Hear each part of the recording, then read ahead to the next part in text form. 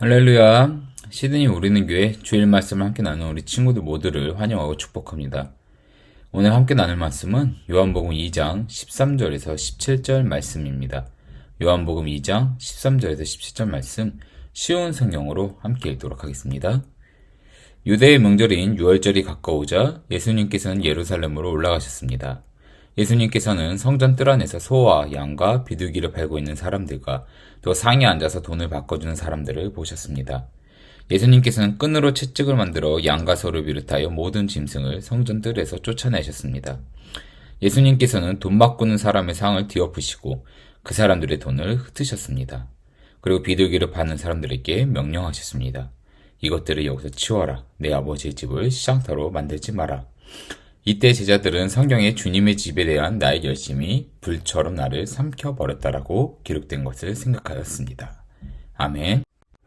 방금 읽은 이 말씀, 요한복음 2장 13절에서 17절 말씀을 통해서 훔치는 것과 지키는 것이란 제목으로 오늘 말씀을 나누려고 합니다. 여러분은 혹시 무엇을 훔쳐본 적이 있으십니까? 물건을 훔친다는 것, 영화나 드라마에서는 많이 나오죠. 특히 카지노의 돈을 훔치는 영화 같은 오션스 시리즈나 한국의 도둑들 이런 영화 같은 것은 상당히 흥미진진하고 보는 우리에게 즐거움을 줍니다. 그런데 이런 생각해 본 적 있으신가요? 뭔가 엄청 멋지게 도둑들이 영화에서 나오곤 하지만 돈을 빼앗긴 카지노 주인은 어떤 마음일까? 내가 가진 것을 빼앗기는 기분. 사실 물건을 훔치거나 다른 사람의 것을 훔치는 것은 절대로 해서는 안 되는 일입니다. 왜 해서는 안 되는 일입니까? 양심에 찔려서? 감옥에 들어가게 돼서?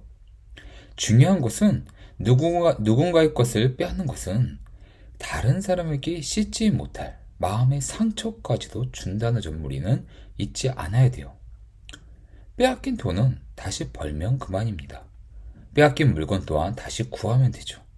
그러나 상처받은 마음, 그 상처받은 마음은 쉽게 회복되지 않고 아물지 않습니다. 하나님이 주신 10계명 중 8계명, 그 8계명에 도둑질 하지 말라. 이 말씀은 하나님이 다른 이의 마음에 큰 상처를 주지 말라고 자신의 자녀들에게 말씀하시는 것을 우리는 생각해 볼 수 있는 거죠. 오늘 본문은 우리 모두가 너무 잘 아는 예루살렘 성전을 예수님께서 청결하시는 내용입니다. 오늘 본문 14절 함께 읽도록 하겠습니다. 14절입니다.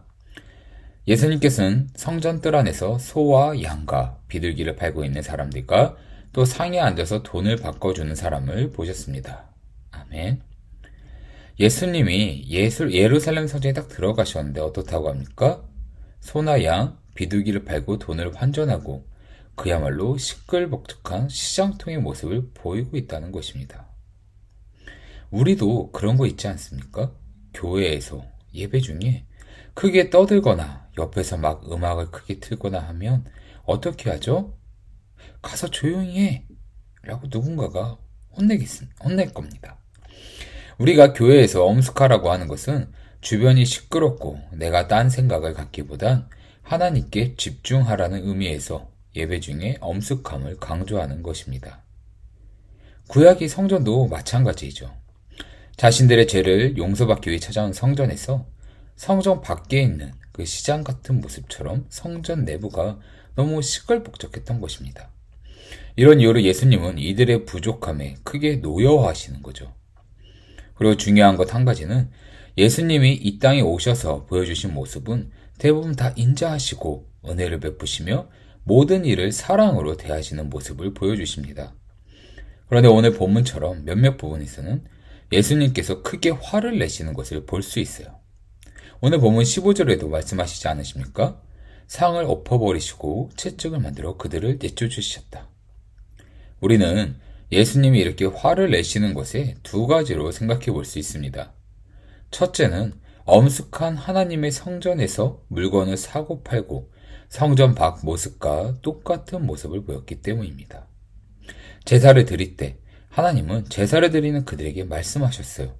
거룩한 마음, 정결한 모습. 이 거룩함과 정결함, 이것은 하나님의 자녀가 구별된 모습으로 하나님께 진정한 마음을 갖고 나오라는 말씀이십니다.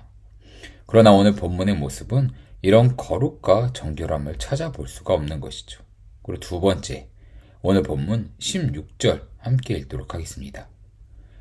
그리고 비둘기를 파는 사람들에게 명령하셨습니다. 이것들을 여기서 치워라. 내 아버지의 집을 시장터로 만들지 마라. 아멘. 예수님은 다른 이들보다 이 비둘기 파는 사람들을 더 크게 꾸짖는 걸 알 수 있습니다. 다른 복음서 마태, 마가에서도 동일하게 이 비둘기 파는 자들을 더 꾸짖는 걸 말하고 있는 거죠. 이 비둘기 파는 사람은 왜 더 혼나는 것입니까? 이것이 하나님의 사랑과 배려와 연관되어 있기 때문입니다. 여러분도 한 번씩 들어봤을 거예요.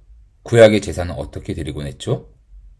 제사장 앞에 흠없는 짐승들을 잡아 하나님께 나의 죄를 속죄하곤 했습니다. 이들이 성전에서 짐승들을 팔던 것도 이러한 이유였죠. 이 제사를 드리기 위해 유대인들은 짐승들을 성전으로 데리고 옵니다. 그런데 이 짐승들이 성전까지 오다가 상처가 생기거나 흠집이 생긴다면 하나님 앞에 흠없는 짐승을 제물로 드리지 못했던 거예요.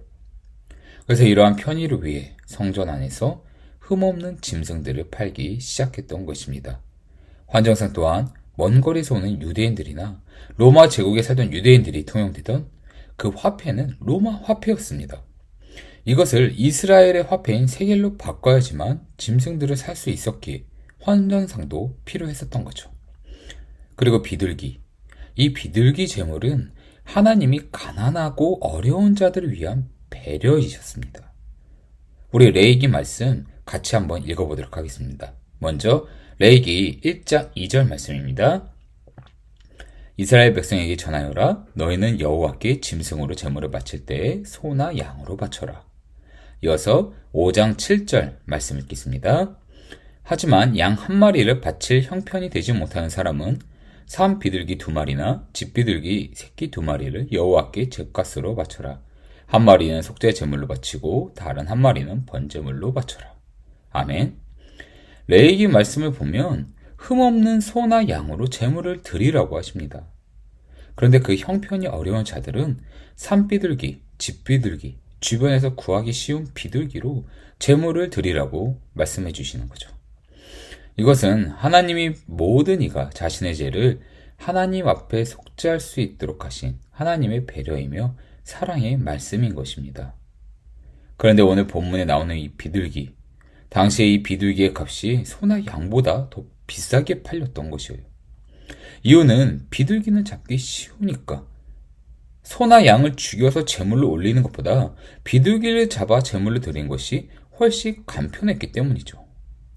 또한 하나님은 주변에 구하기 쉬운 비둘기를 말씀하신 건데 이 비둘기 파는 성전 사람들은 밖에서 잡아온 비둘기는 흠 없는 비둘기가 아니라고 말했던 것입니다. 오직 제사를 드리려고 하면 성전 안에서 파는 이 비둘기만 가능했다고 말한 거죠. 가난한 자들을 위한 하나님의 배려가 사람들의 욕심과 탐욕에 의해 그 값이 비싸지고 가난한 자들은 어쩔 수 없이 비싼 값을 주고 재물을 사야 했던 것입니다. 가난한 자들의 그 얼마 없는 그 돈마저 빼앗아 버리는 이들의 모습. 나만 잘 살면 되지 라고 생각하며 다른 이의 것을 빼앗고 또한 그 형편이 어려워 하나님 앞에 무거운 마음으로 올 수밖에 없는 그 다른 사람, 가난한 사람의 마음에 큰 상처를 주고 있는 것입니다. 사랑하는 우리 친구들, 여러분의 것을 다른 이에게 뺏긴다면 마음이 어떻겠습니까? 여러분 마음에 큰 상처가 생기겠죠. 어쩌면 회복되지 못할 만큼 큰 아픔이 생길지도 모릅니다. 반대로 여러분이 다른 친구들의 것을 빼앗거나 욕심낸다면 어떻겠습니까? 그 친구의 마음에 여러분이 상처를 주는 것일 겁니다. 하나님의 자녀인 우리는 근본적으로 다른 사람을 사랑하라고 하신 말씀을 따르는 자들입니다. 하물며 다른 사람 마음에 상처를 주는 것은 더더욱 안 되겠죠. 저는 여러분이 다른 사람의 것도 소중하게 여기는 그런 친구들이 되길 기도합니다. 내 것만이 소중한 것이 아니라 다른 사람의 것도 소중하게 여기는 것. 더 나아가 다른 사람의 소중한 것을 여러분도 함께 지켜주는 우리 친구도 되길 바래요. 예를 들어 누군가가 길을 걸어갈 때 물건을 떨어뜨리는 것을 보게 되었을 때 그것을 주워주는 마음, 어떤 물건을 내가 발견했을 때 그 주인을 찾아주는 마음, 내 것이 중요하고 소중한 것처럼 다른 이의 것도 중요하고 소중한 것임을 잊지 않는 마음, 이런 것이 누군가에게 소중한 것을 지켜주는 마음이라고 생각합니다. 다른 이의 것을 훔치거나 빼앗는 것은 그 물건을 훔치는 것이 아니라 그 사람 마음에 상처를 주는 것임을 잊지 않으시길 바래요. 그러기에 하나님의 자녀인 우리는 더 나아가 다른 이의 것도 함께 소중하게 여기는 마음을 가져야 할 것입니다. 오늘 말씀 정리하도록 하겠습니다. 오늘 말씀 요한복음 2장 13절, 17절 말씀을 통해 훔치는 것과 지키는 것이란 제목으로 나누었습니다. 하나님은 8계명을 통해서 도둑질하지 말라라고 정확하게 말씀하셨습니다.